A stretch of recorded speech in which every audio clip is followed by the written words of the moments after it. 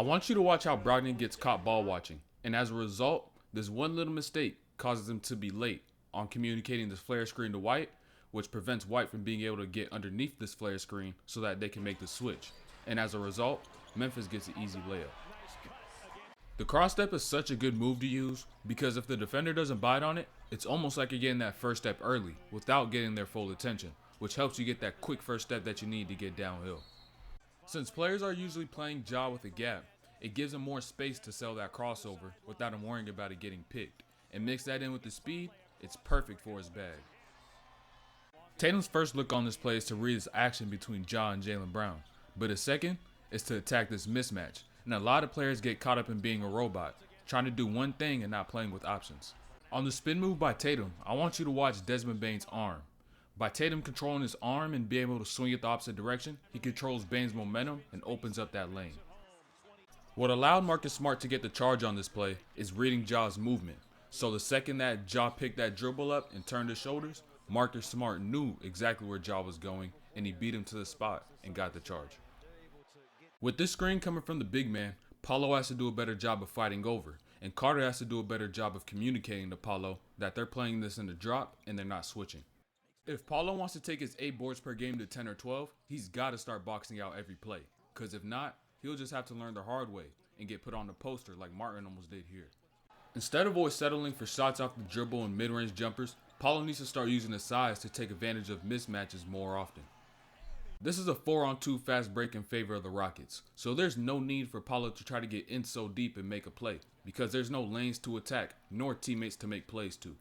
But literally 1 minute later, Paolo makes the adjustment. He recognizes now that they don't have any lanes nor numbers, so instead of trying to take the ball in and make a play, he just brings the ball out. Paolo already has a mid-range pull-up, but if he can add the 3-point pull-up, then that's going to make him so hard to guard because now defenders have to chase over the top of his screens, and to guard Paolo going downhill is going to be one tough task. Forget the miss, but when Paolo's guarding down low, he has to be more disciplined and not go for steals like this, because at his size, he can bang with anybody down low and hold his own.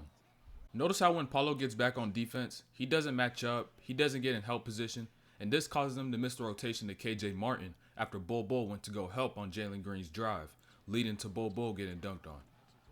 What Paolo needs to do to get this charge next time is to get a wider base, because the reason he didn't get this call is because he was moving, which showed that he was off balance, and by getting a wider base, it'll help him regain his balance and stop that movement. He was out of the restriction. He was moving. As Jalen Green comes off the screen, Paolo is the only person on his weak side, so he should be the one to make this tag to Şengün on the slip. And although Eric Gordon is a shooter, he should still make this tag because Jalen Green is not a good enough passer to throw a single-hand pass cross-court through a double team. So it's better that he take away that slip and make Jalen Green play through the double team. As Paolo comes down, his defender picks up on that tween cross. So the second he goes back to that tween, he reaches for the cross. But where Paolo messed up is trying to go back to that cross, because the whole time, his defender was waiting for him to go right back to it. And now they got the fast break dunk. After Ross got beat on this closeout, he X-rotates to Paolo's man.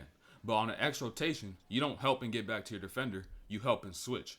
And Paolo forgot to switch, which allowed 17 to get free and get an open look from 3. AD, this is unacceptable. You have a 6'3" Reggie Jackson on you, and you let him pick your pocket like this?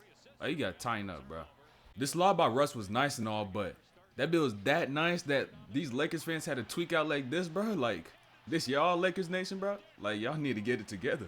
The more active you are as a defender, the more likely you are at drawing offensive fouls, especially on screens. And on this play, I want you to notice how Pat Bev is so active, it makes it hard for Reggie Jackson to locate him and set a good screen. I want you to notice how PG changes the pace of his steps on this Euro. By doing so, it throws off the timing of AD to block his shot, which leads to him being out of position and he gets called for the foul. If you're ever in this trail position on defense, your best bet sometimes will be to reach around that hip, because that's where some players like to dribble, and you may get that steal. I ain't gonna lie, I thought Russ about to smoke that big.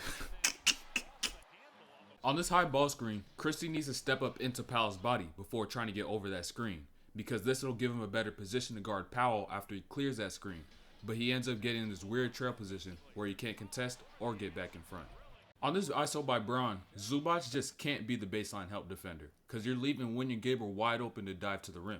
It's better that man be that baseline help defender and Zubac get the middle, so that Braun just has to play one-on-one with Batum. I want you to notice how instead of trying to body up LeBron in the spin move, Reggie Jackson hollers him out and beats him to the spot. Because had he tried to body him up, Brown would have spun right off him and got to the rim. But that pass by Brown is insane. I don't know how the hell he got that through. Coming off this ball screen, Christie has to do a better job of getting under control and positioning himself to get back in front. Because if he tries to do everything too fast, he's going to get called for a lot of fouls like this.